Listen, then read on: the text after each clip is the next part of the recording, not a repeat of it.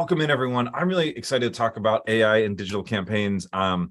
What has me most excited is actually talking to people who are working in the space and applying it right now.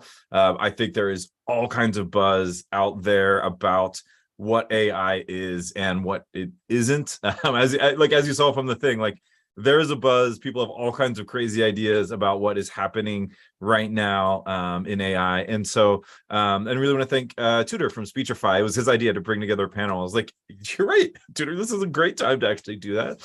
And Hillary from Higher Ground Labs, who's going to explain more about Higher Ground Labs and what they do. So we're going to kick off first with Hillary from Higher Ground Labs, talk about what they do in the space of actually helping foster the growth of digital tools for social impact. So Hillary, why don't you go ahead and take it away, and then we'll roll back through the introductions.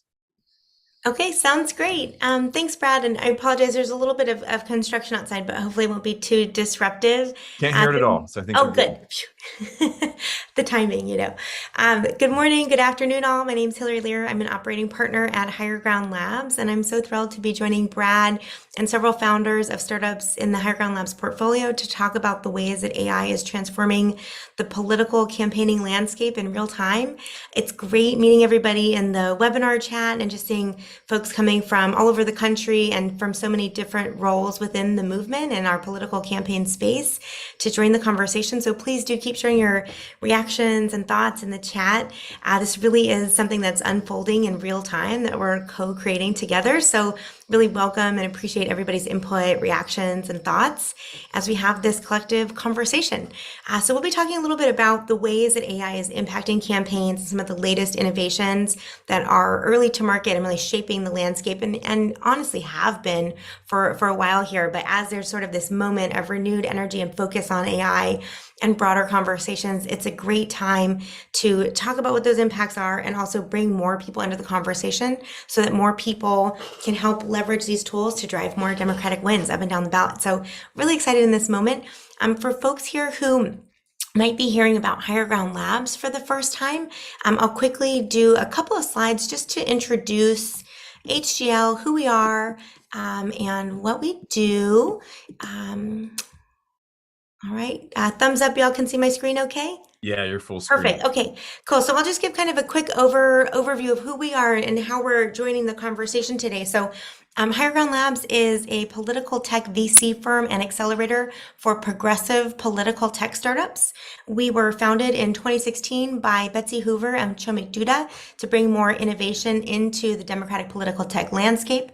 So we serve as a hub connecting progressive organizations, campaigns, entrepreneurs, investors, activists, and most importantly, practitioners who are really using these tools to drive wins every day and gathering feedback from this broad collection of stakeholders to create an investment thesis and invest in companies that bring these tools to market each and every cycle and stick around from cycle to cycle, right? So that we have long-term infrastructure, not just kind of spates of innovation for, kind of broader campaigns, but tools that are accessible and useful up and down the ballot.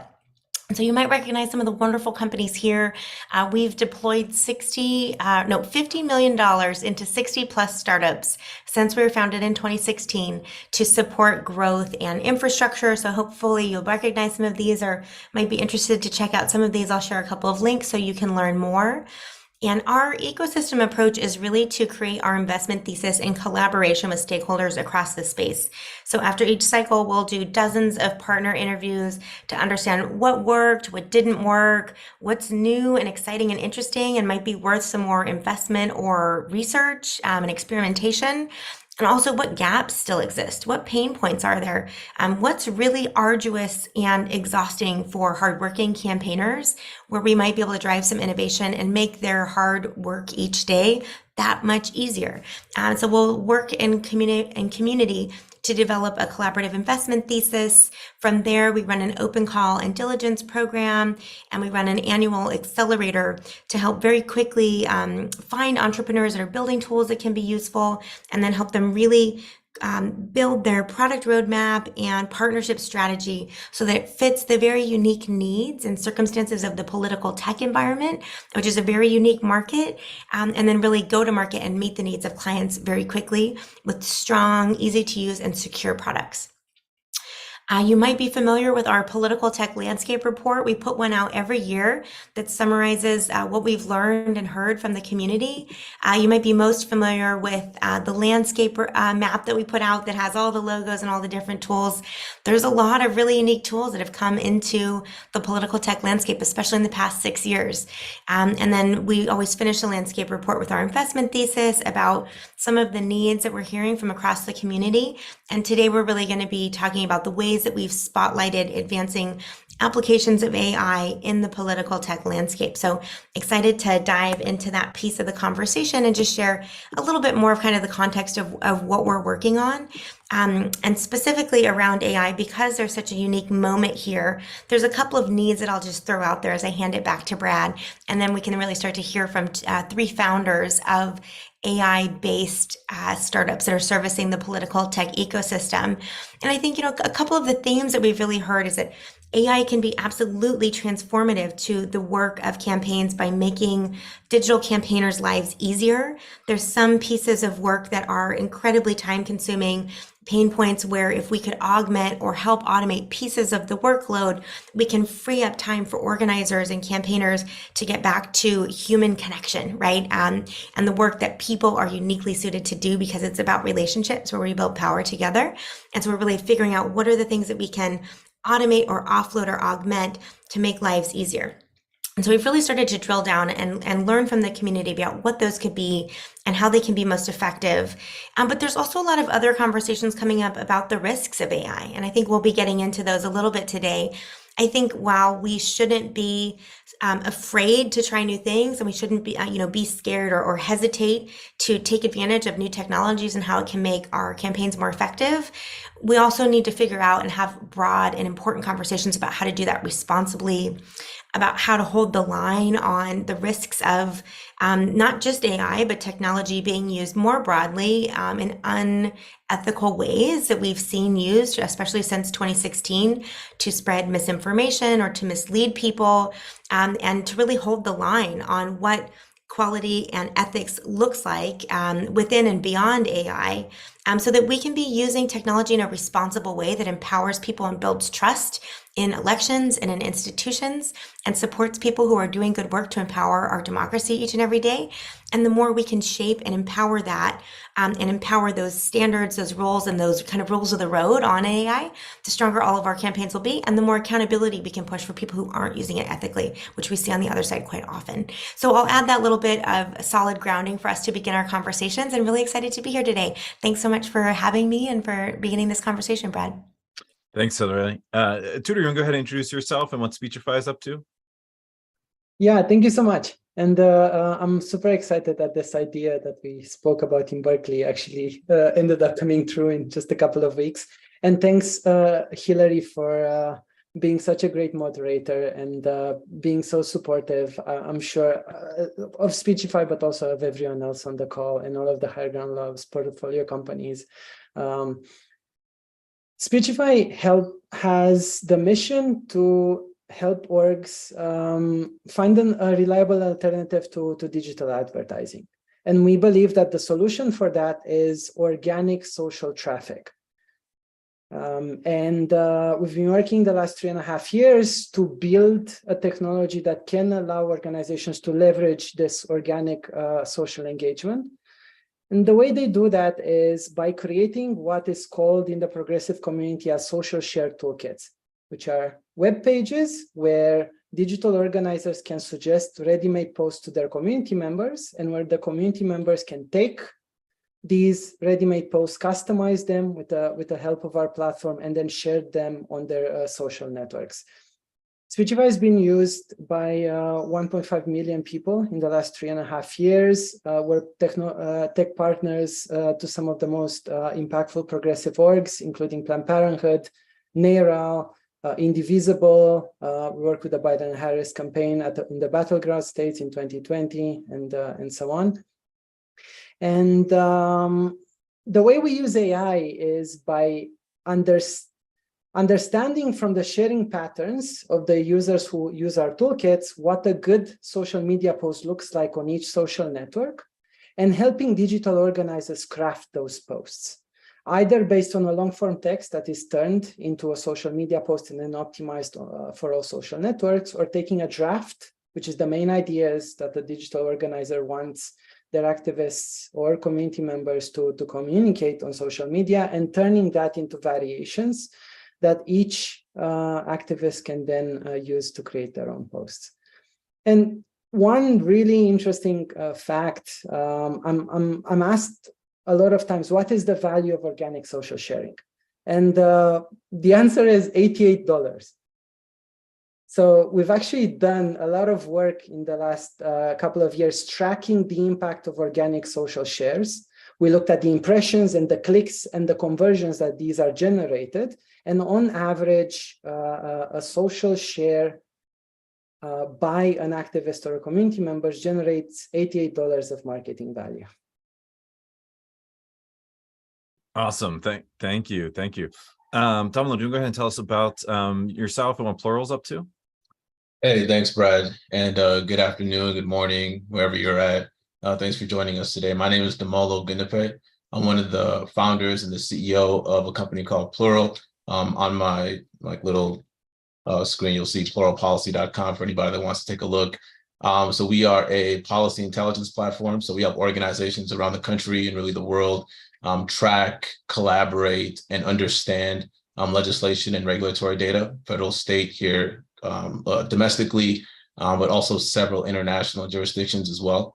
The way that we leverage artificial intelligence is, a number of ways. We've actually been pretty prepared for this moment.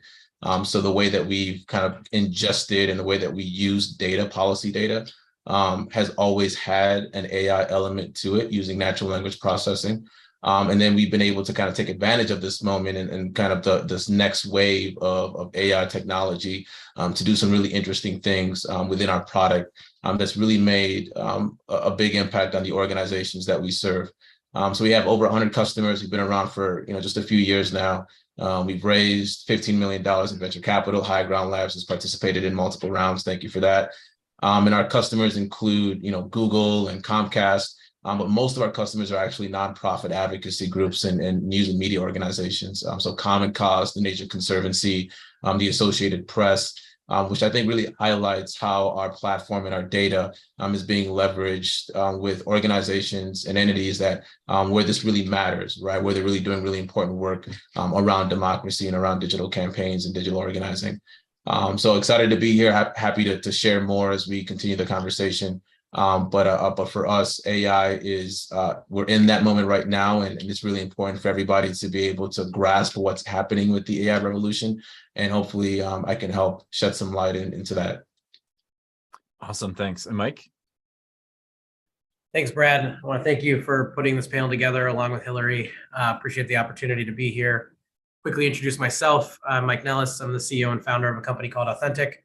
We've been working in the space for about 5 years. We are a digital marketing agency. We do online fundraising work, paid media, creative.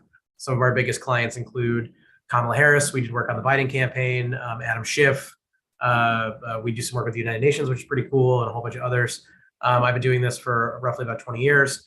And by way of the last couple of months, thanks to a great partnership with Higher Ground Labs, I found myself starting up a tech company using AI through a tool called Quiller.ai that we've built that helps draft, deploy, and measure the effectiveness of online fundraising emails and other online fundraising content and copy like peer-to-peer. And the idea here is that we're spending a lot of time drafting these emails, drafting this copy and content, getting it out the door. And it's become increasingly difficult to staff those accounts, keep up with the volume and frequency of that. So finding ways that we can take AI models as they exist today and create a narrow focus of how we solve a problem of developing this content over time, while also then allowing each of our individual clients to keep their unique voices and identity has been the challenge that we're trying to solve over this time. I would also say that what Quiller.ai is designed to do is remove some of the gatekeeping that exists in the world right now. Like right now, if you want to run a high quality online fundraising campaign, in my view, there's really only a handful of firms, including my own, that actually know how to do it. And if you got to pay us, a certain amount of money to be able to staff that account and do the work. And that's just a structural, challenge that we have to get through. But if you're running for city council, if you're running for mayor, if you're going for a lower level race, it becomes impossible for you to be able to afford that. So we're trying to democratize the ability for folks to run. really high quality online fundraising programs. And we think the technology and the tool that we've built has a lot of other applications to go into other types of content to become something that can be used as maybe a bit of a broader LLM for other political campaigns and progressive causes, especially given the fact that ChatGPT, Bard, and others have effectively banned the development of political content at scale. Some of you will maybe scoff at that because you've probably been able to get ChatGPT to write you something. You'll be able to do it now, but over time, they're going to continue to crack down on that based on their terms of service. So really appreciate the opportunity to be here. And I know that there's been a few folks in the comments who have mentioned that they're starting their own tools. If I can be helpful in any way, please feel free to reach out to me directly. Find me on LinkedIn. I'm happy to be there as a resource, answer questions, share learnings, be someone you can vent to because it's hard to do this. So, And my quick question, LOM. Large language model, basically. LLM. ChatGPT, Okay. AI bot, etc. I think I would have gotten it if I'd heard the L. I was like, LOM. I know there's language in there. Cool, awesome. So yeah, let's jump into it. And folks, feel free to know, or good to know, send us questions, chat with us. Don't tweet at us because we're not actually on Twitter anymore. We're streaming a couple of other platforms. You can we're not going to be checking for messages there. So if you're on, all of us have links back to the Zoom webinar. You can always still sign up and jump in. To get this kicked off, first of all, AI has actually been in the mainstream, or it's been the mainstream news like crazy for the last couple of months, right? Like since ChatGPT launched, it's kind of kicked off this whole conversation. But I mean, for me, like when everyone started going crazy, I was like, well, AI has been around in machine learning, like in our data, like people are using machine learning products for years now, right? Like all of the algorithms driving social media were built on machine learning, essentially a form of AI, search engine results, filtering our email inboxes, right? Like, so given that you're all working in the AI space right now, why do you think it has captured so much attention? Like, what do you think is putting it in the zeitgeist right now for all of us? I'm happy to kind of jump in first on that one in particular. I mean, I think the success of ChatGPT is not necessarily the design of the AI bot itself, right? It's the way that they brought it to market, right? Like that was the biggest thing. It was a friendly user interface. Obviously, it's broadly trained on the internet up until like 2021, but there were other models that existed before then. So I think it was the first time that like something came to market that was so impressive and easy to use and so quick to use that kind of made people go, wow. And then there was this overwhelming rush of like interest for it that just sort of spread out. And I think you kind of have, I'd be curious how my other folks on the panel feel about this, but I feel like there is a little bit of like a bubble, right? There's like an AI bubble of like, there's too many tools, everybody's really interested and invested. It kind of feels a little bit like crypto, which is like, there are very real use cases of like where crypto and blockchain can be helpful for others in the same way that's true of like AI tools, but like a lot of it is like hype and you got to kind of cut through the BS, for lack of any other better phrase. I'm curious how others feel about it. I'll take, it's worth explaining a little bit how Speechify got to where it is now. So my co-founder has been in the generative AI space for around 10 years. He built his first generative AI model in 2016 that was actually automating the writing of political speeches. And he built it on the base of older libraries. When we started out in 2019, we were working on two algorithms in parallel. One of it was an algorithm that would learn from sharing and formulate suggestions for how to create a better post. And then the second one was supposed to be an algorithm that would act on those suggestions. Our optimization algorithm, the one that gives suggestions, was very well received, but we couldn't find a way to act on those suggestions. Actually, from our vantage point, the jump from GPT-3 and GPT 3.5 Turbo and 4 was massive. It was really the jump between our customers looking at the post created and being like, this is bad, I cannot use it, to, oh my God, this is really good, I can use it. And so for us, if you look at it from the perspective of how the algorithm changes, the exponential growth between GPT-3 and GPT 3.5 was really, really sizable. I totally agree with Mike that also the way they packaged it and that they made it into a chat that everyone can use was definitely a big plus in popularizing this, because before that, it was only people like us who had access to an API that could play with, that actually understood the value, but now everyone has it in their hands. But I would also argue that the jump between GPT-3 and GPT-3.5 was actually exponential.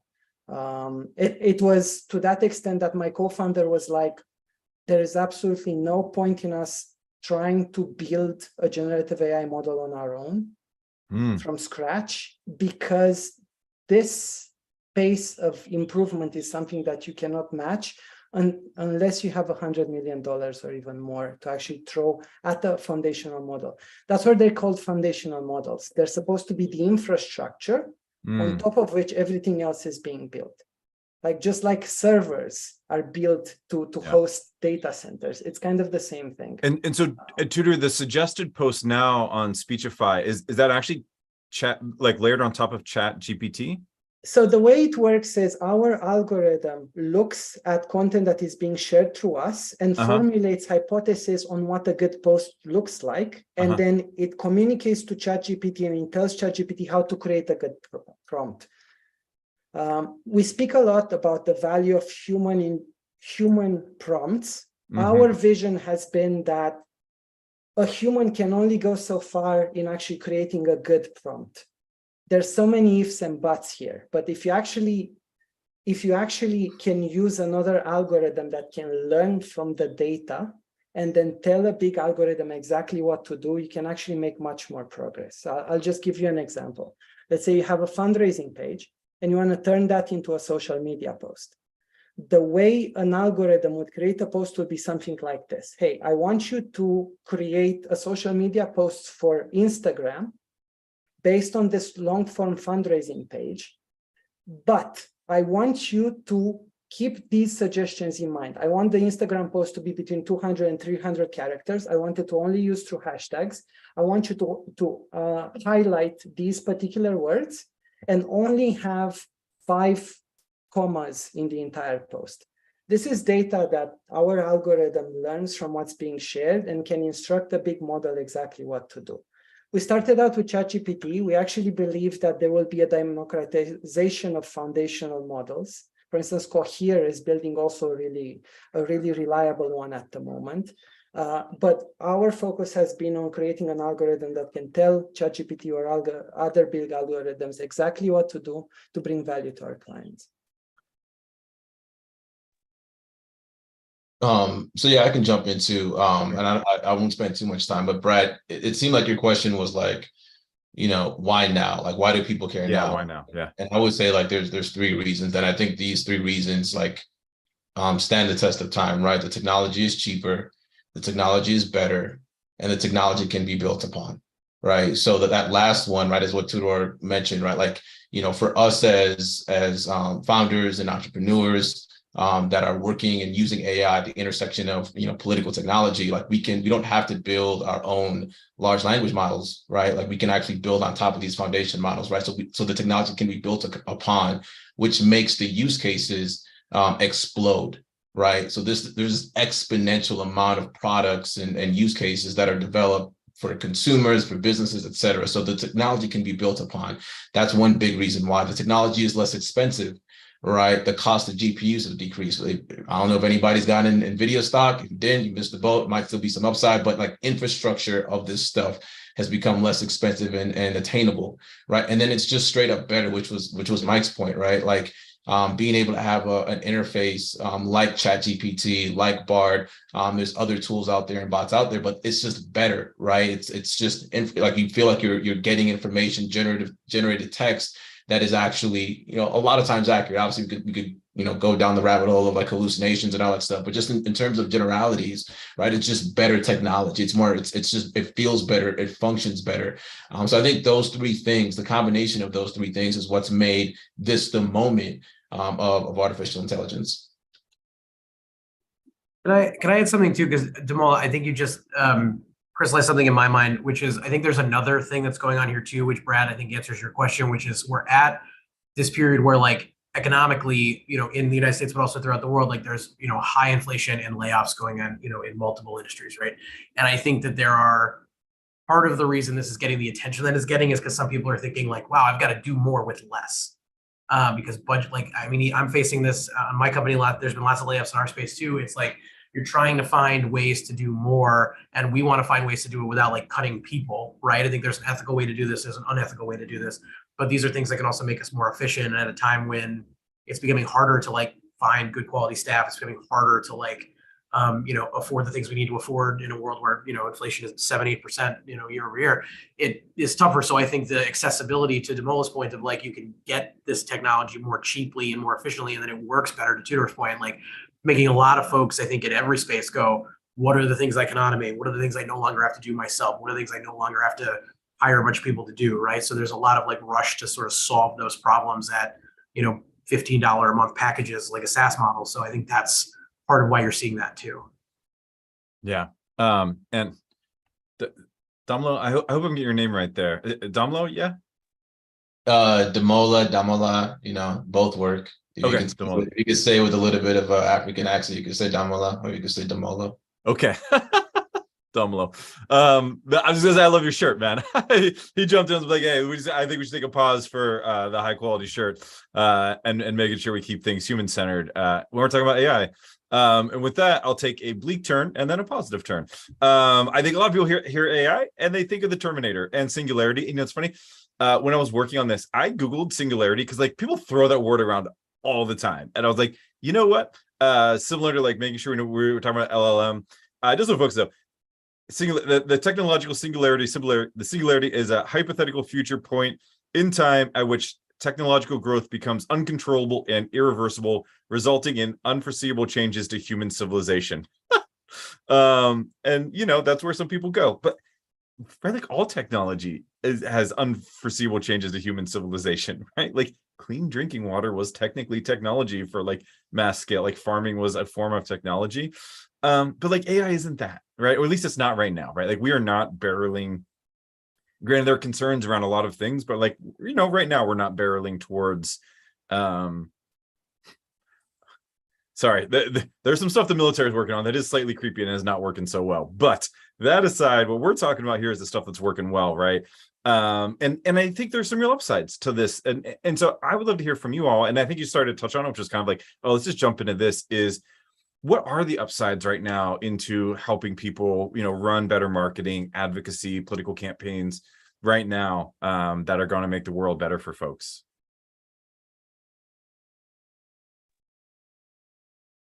Hillary, do you have any thoughts on that? Because I know you're seeing like a broad landscape too of what's happening across a couple of orgs that you all interact with. Yeah, certainly. And I appreciate the narrative arc too, talking about how we have to acknowledge that there's a lot of hesitation and concern about potential applications of AI for negative purposes more broadly. Sci-fi is always connected to a moment in society for a reason, right? And there's a lot of reasons that there are so many films that have touched on these themes going wrong, right? And so there's a cultural reason that we need to take a very clear-eyed look at potential impacts and take them very seriously and have a unified set of responsibilities and rules of the road for how we engage and develop these technologies so that they're not harmful. Then in the political space, it's additionally complex because we're directly connected to the space where those policies are created, right? And so how we leverage, utilize, and deploy these technologies in a lot of ways should model the values that policymakers put into place. Sometimes we can take those responsibilities very seriously and hesitate to engage, right? Especially when we're seeing examples deployed from the other side of unethical uses of technology, which we saw in the 2016 race significantly, and have even seen and had questions about the applications of artificial video or greater misinformation or undetectable differences between manufactured video or audio content that's supposed to emulate an official or another significant individual that isn't actually them, right? And so we even see examples of elected officials creating AI videos saying, hey, you need to watch content that features my face with more scrutiny because it may not actually be me, right? And I think that we're collectively figuring out how we will address misinformation, misrepresentation of individuals in a responsible way. And that's a broad collective process that really should involve the entire country and international agreements around rules of the road that'll be developed over the next couple of years. In the meantime, there are dozens of races and elections happening today, right? It's the Virginia primary today. And if there are ways that we can use some of the good applications of the newest technologies, we have to engage and we have to take advantage of these. And we have to do it in a way that deploys and is true to the values that we have in this space. So I'm really excited to see that those are happening. There's broader conversations that need time and attention, and we must engage, not only to hold our victories and to amplify our message and to make life easier for campaigners, as we've discussed so far, but also so that we're familiar with these tools and technologies so that as the policymaking process is in place, we come into it with a place of familiarity. Okay, so to answer your question, a couple of tools that today could make life easier. Absolutely, Plural, Quiller, Speechify, today make life easier for campaigners. These are tools that are uses of AI that have been specialized specifically for folks in the political and campaign ecosystem. In addition to that, there's a broader set of AI technologies that aren't necessarily specialized for the political world, but could be helpful as well. And I'll share a blog post in a minute that outlines some of these, but the new technologies that are possible for creating video content, creating audio content, creating easily trained chatbots that help onboard volunteers onto campaigns. There's just a ton of new ways to create beautiful visual content that's much easier and more accessible. There are a ton of ways that AI, broadly and specialized for campaign use cases, are limiting barriers to entry for content creation, for the ability to train or onboard an ever-widening group of people into campaigns. Those are ways that we can use AI immediately right off the bat today.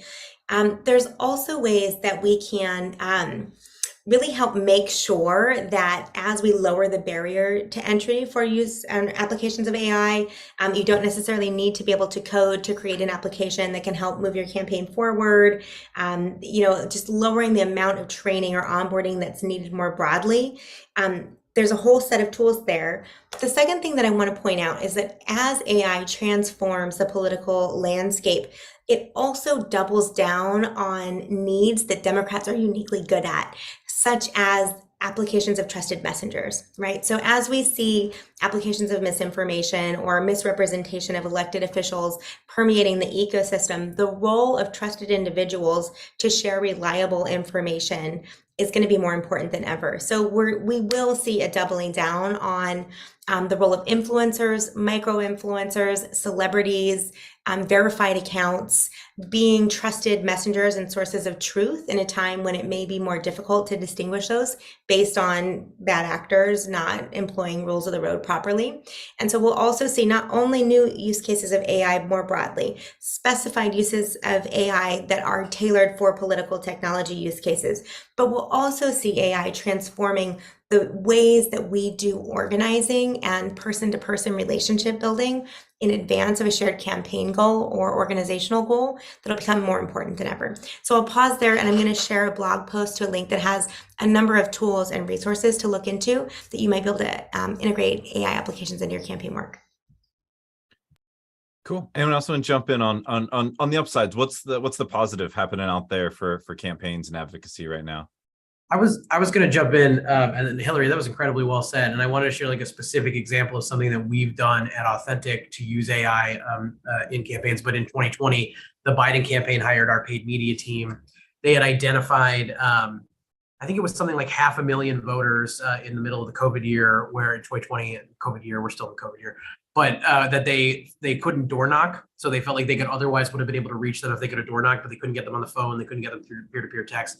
So we used a chatbot and Facebook Messenger to simulate conversations between those voters and Joe Biden through a tool called Amplify, who I highly recommend.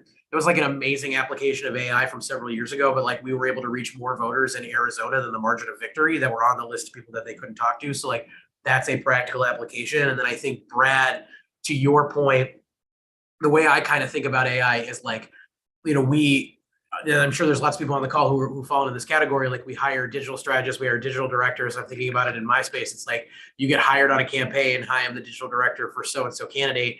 Your job is to run the email program, run the texting program, run the social media program. Brad, you and I were joking before we joined on. You're also tech support on campaigns like that because you're usually the young tech savvy person in the room. So you're being asked to do the job of 10 or 15 people and you end up being a master of none. And you end up getting burned out and probably leaving like 3 or 4 months in to go try to find a better job. So I think some of the challenges, like we can address burnout, we can address, technical expertise, we can do more with less. So I'll pause there because I don't want to monopolize the time.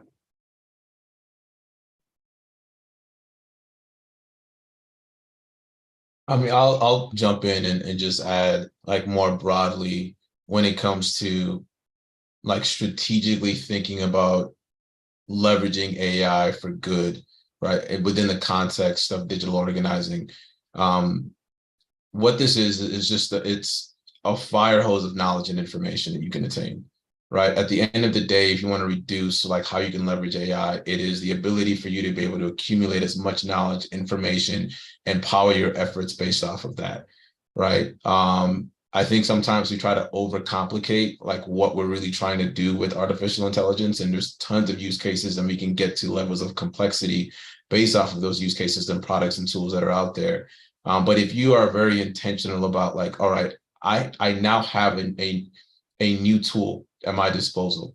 And so do others, right? A lot of everybody it's been democratized now, right? We all have access to this.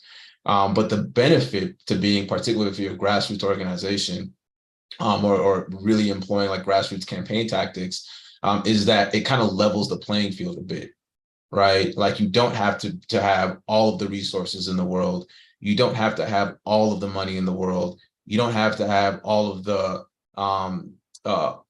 aggregated human resources in the world, right? Like it's out there for you to go and get, right?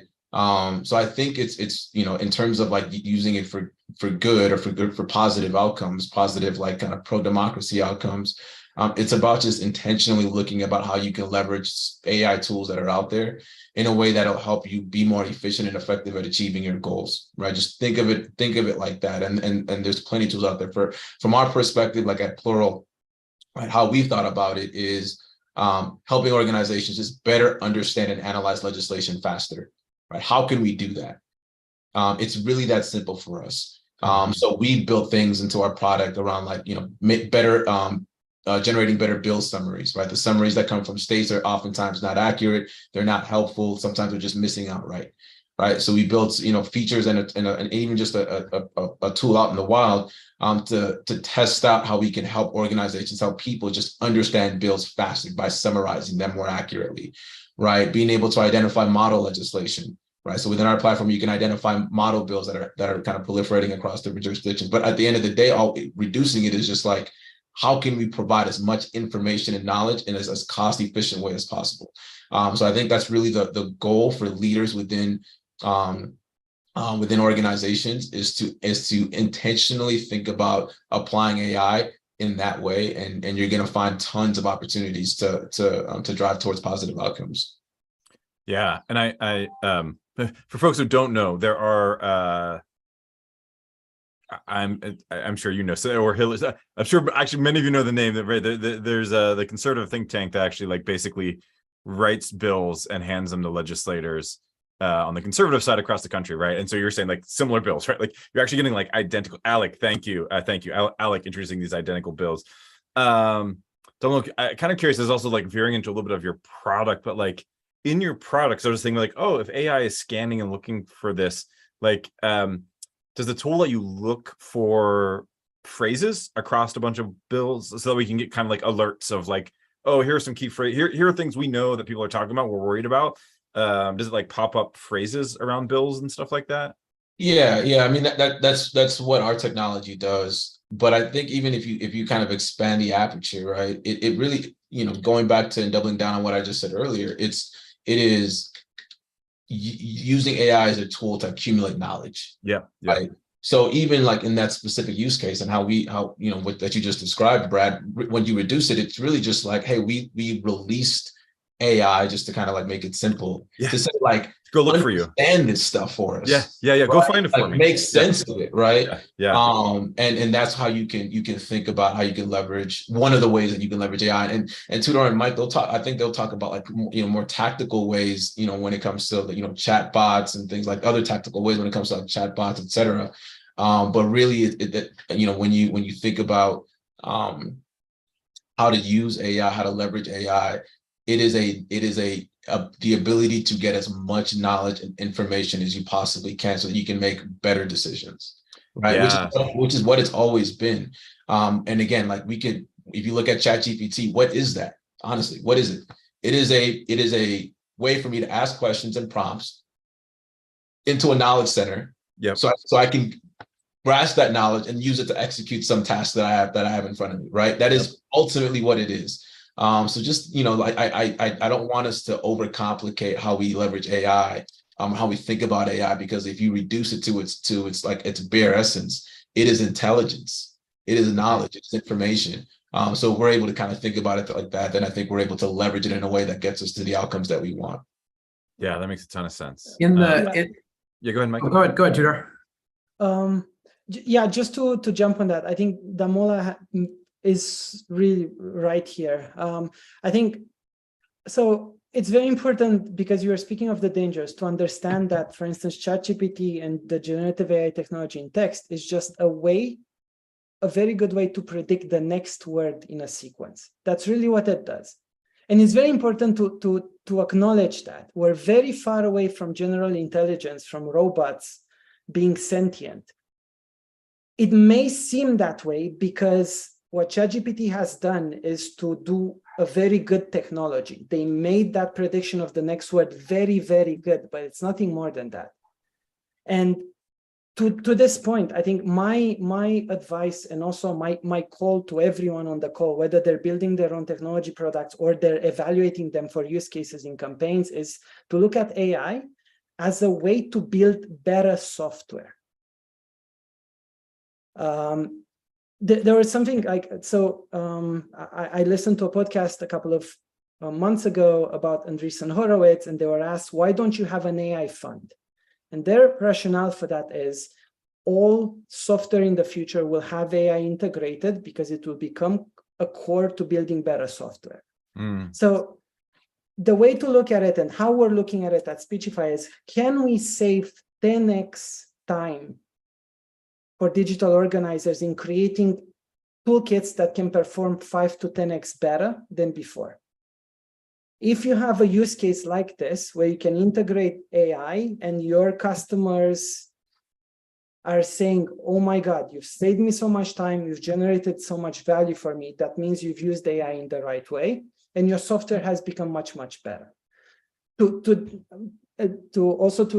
Brad's point, AI has been used for recommender systems for a very long time. Actually, at some point in the last few years, software companies have moved from a rule-based model to neural nets in building algorithms for everything that we see online. Netflix movies, posts on Facebook, and so on, because they've become much more efficient at giving us value. It's the same thing with generative AI. There may be a hype around it because ChatGPT seems very human, but fundamentally it's just a better and more efficient way to generate language. Yeah, like one funny thought I had recently, I see some of these pictures coming back from, man, I'm doing bad with names. I generally am bad with names. I recently got diagnosed with ADHD, not the Hubble, the new telescope. And these amazing pictures come back, and I feel like I've already seen them though, right? Because I've been seeing shit on science fiction, right? And so like I'm less, and that's why people like thinking about AI. They're like, well, we've seen all this science fiction. I'm like, yeah, that science fiction stuff is like decades away. It's interesting. There's a thing totally lines up with what you all are saying. I actually emailed a client today. I was like just talking about an email platform today, but I was like, look, you don't want to spend a lot of extra time on process and tools when they should work for you, right? Like that's what AI is doing, right? It's like helping make this technology work for you. Like going back to like what Mike was saying about capacity. And I just want to segue into kind of our last question for all of you. Well, because we have some other questions here depending on time, but I just want to know what you're most excited about, what your team is working on, right? Like, you know, we've kind of talked broadly I want to appreciate your time also, right? Like you all are founders of these amazing tools and you're taking time to come here. So please tell us real quick what you're most excited about, what your team is working on in this space. Whoever wants to jump in first.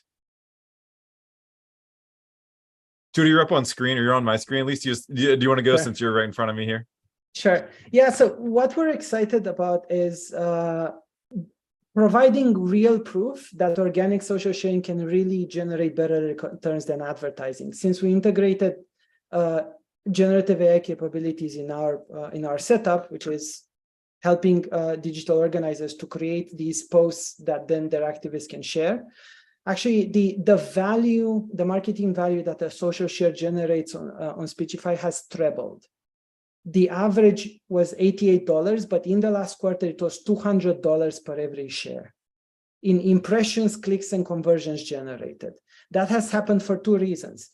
Digital organizers were able to generate more toolkits with really good information, and activists were able to easily customize those and share those on their networks in a very personal way by using AI at the core of it. And it's going back to what Hill was saying. The trusted messengers are the new way to do campaigning, and we're leveling the playing field in helping everyone be very articulate on social media. So I'm very excited about this and about the next 6 to 9 months, and I'm excited about the feedback we're getting from our customers in the organizations we work with, because they got us to where we are now. We're just responding to their feedback on how to make the platform better. I'll hop in here. I think for us, like we're much earlier in our development. So like we just got our first batch of clients on. We've got about 40 clients who are now using Quiller. I'm excited to get their feedback on how we can make the tool better. Because to me, it's, you know, I've been writing fundraising emails primarily for the last 20 years of my life. And it takes it takes me probably like, 20, 30 minutes to write a really good one. It takes the average person on my team like, an hour, 2 hours to like really write and deliver and play a good one. Like now we're at a point where we can do it, in 10 minutes. When you factor in the fact like it takes, 30 seconds to draft the email, maybe, a couple minutes to get it perfect, get it in front of the client, et cetera. So I think the ability to streamline something that is so repetitive inside the Democratic Party right now, of something that we're doing, and then being able to take those learnings and extrapolate it to other areas is where I'm probably the most excited. Yeah. Mike, can I ask you just a question about Quiller real quick? Because Sure. This is my understanding of it, right? Is it like it takes the content, but kind of helps you keep it in your voice and make it better around the content? Is that kind of where you all are going? Yeah. So basically what we've done is we built a tool that is going to combine essentially two things. It takes more than this, but it's core. It's two things. Like one, we pre-fill in, this is who the candidate is. This is how they talk. This is how they care about these issues. So we're putting in things that they have said in theory, right? So if we're working with, one of my biggest clients is Adam Schiff. So it's Adam Schiff. Here's what he said about the minimum wage. Here's what he said about the economy. Here's his bio. Here's his couple of writing samples.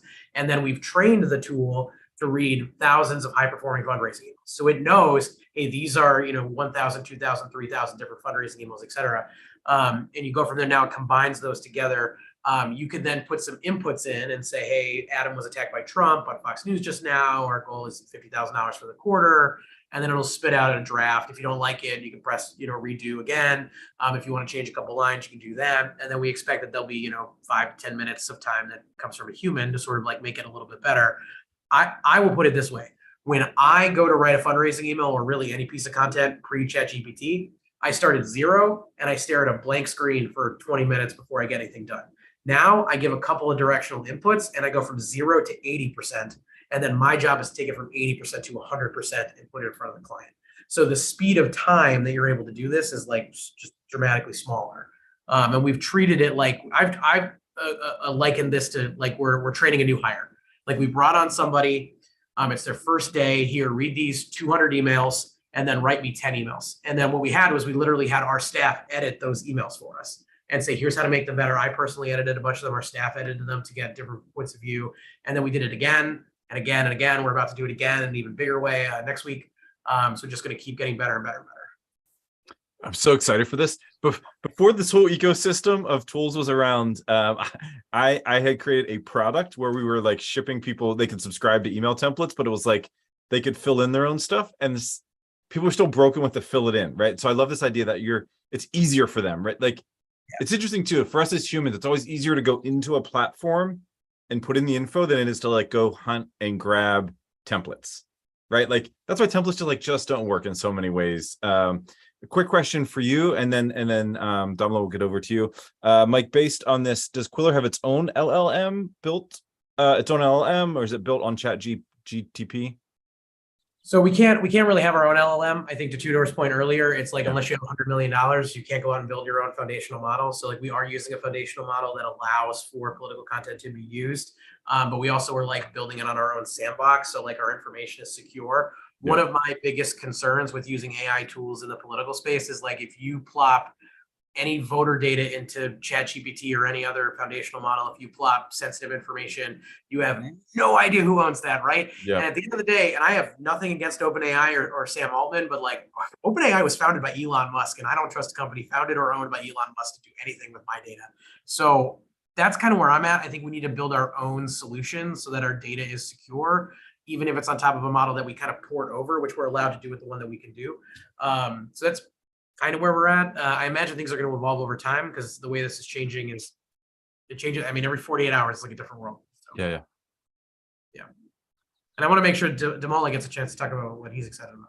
Yeah. Thanks, Mike. So, like what we do is kind of like prime for this stuff, right? Like large language models, large bodies of policy text, right? Like we literally this is like a dream for us, right? Like, being able to like unleash AI to the amount of information and text that we have on policy data, on public policy data is exciting in and of itself. And we've already done really cool stuff that I brought up earlier. But I think, and not to be cheesy, but I think what I'm the most excited about is the stuff that we haven't even like thought of yet. Like there's a lot of, we could, every day we wake up and we're like, oh, we could do this, or we could do that, or should we, should we build, fine tune a model and do this thing here, and should we, so on and so forth, right?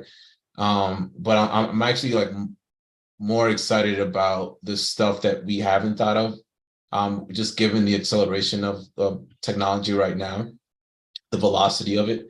I think to Mike's point just now, like things are moving really, really quickly. So where we are with large language models, with generative AI, with AI more broadly, with the use cases, with folks that are building language models in an open source way, and kind of what comes from that, is just really fascinating right now. So I'm just interested to see, and excited to see where the technology goes, and what have we not thought of yet that we will tomorrow or the next day or a week from now. And that anticipation is what like makes me really excited, and to kind of be part of this right now. That's awesome. And Hillary, I know that there are other tech tools using AI at the intersection of digital campaigns and that. And super curious to hear, what else is actually already out there, and who's building interesting AI, working with Higher Ground Labs that you all know about.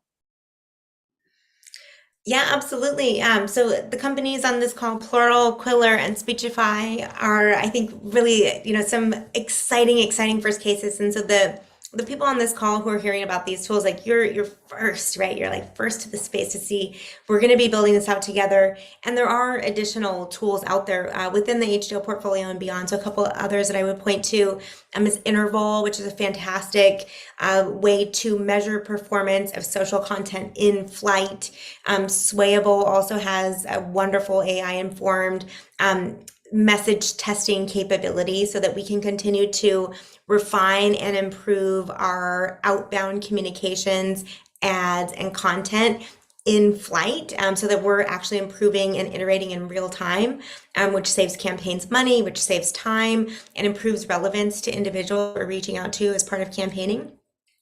There's a number of other tools out there. I'll share that blog post again, but it has a couple of additional companies within the portfolio. Another one that I would give a shout out to is OpenField, that uses an LLM to process real-time information collected by canvassers at the door to better compile and understand what people care about in real time as we're having these conversations at the door.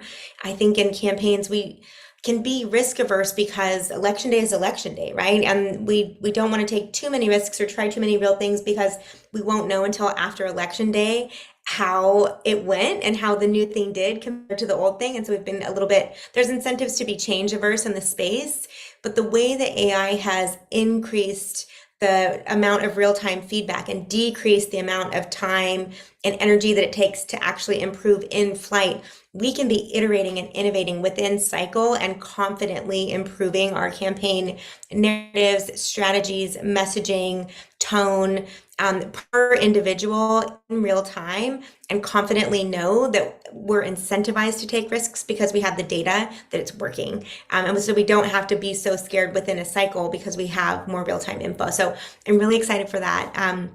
I'll share a couple more of those companies. I really think like the folks on this call, the companies that are really taking this first stab, like we're creating this together. So it's really about real-time feedback. Let's try new things. Let's take advantage of how quickly we can get back the performance data.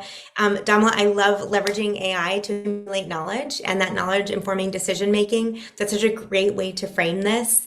The one thing that I would add there is what's possible once we have that accumulated knowledge, those improved decisions, and how we can start to leverage that to improve the end voter experience. I think a lot of the technology that we built since 2016 has been about the megaphone and further improving the shape of the megaphone itself. I feel like AI is that next jump that helps us actually get back the echo from the megaphone going out, right? And improve what we're putting back into it and saying in real time. And can we customize that to increase the relevancy of our messaging per individual? Can we talk to a specific voter in the order of priorities that they care about as an individual? If we have the data and we have the delivery mechanisms, can we start to get to that level of individual relevancy? So I really think that there's some really promising things here, and I'm excited to see what the entrepreneurs on this call and the community that's on this call really leveraging these new tools creates. I love all of that. Hillary, I also just love listening to you talk. And all of you are just really great. Thank you. This has been such an amazing collection of folks come in and talk about this. And I think we're going to do it again. And so if you loved hearing from these folks, we're definitely going to invite them back, in a couple of months and just kind of see where things are at. Also, like what's shaking with their tools.